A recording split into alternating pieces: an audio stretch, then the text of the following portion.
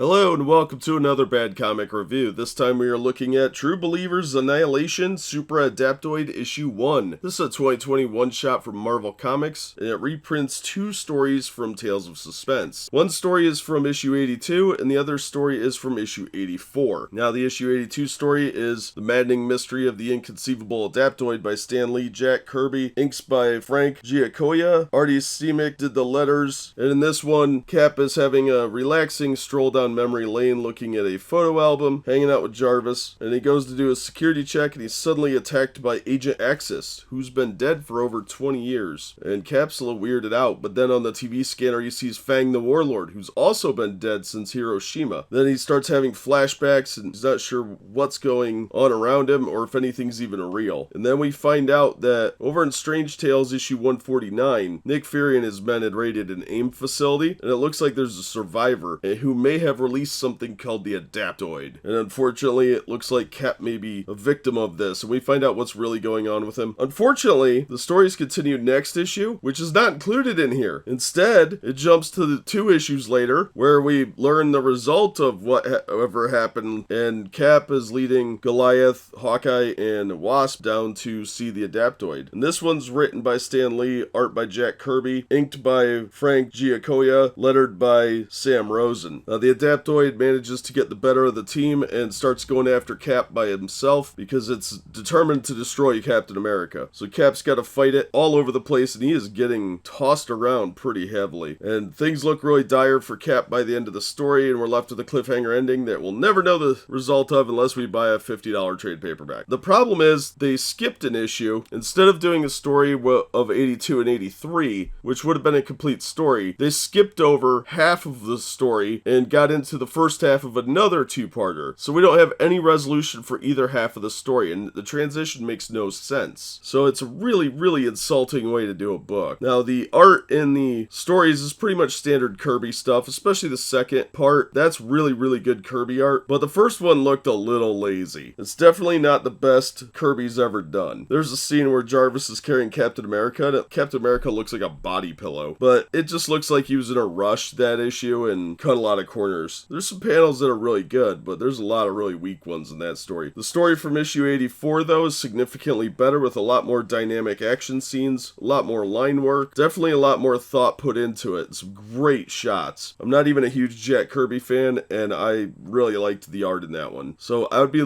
more interested in reading the actual full storyline than the first half of 2 different stories. So if you really want to read this, I would say check out the Epic Collection instead, Captain America Lives Again, because it's in there. This is a waste of money and time because there's no resolution to these events. So unless you're specifically missing one of these 2 storylines, you don't get the Iron Man story either, so it's really not worth it. If they had given you a complete story, I would have said go for it, but this is 2 first halves of 2-parters, so it's not really worth tracking down. Not the biggest waste of $1 I've ever done, but definitely not the best use of one either. So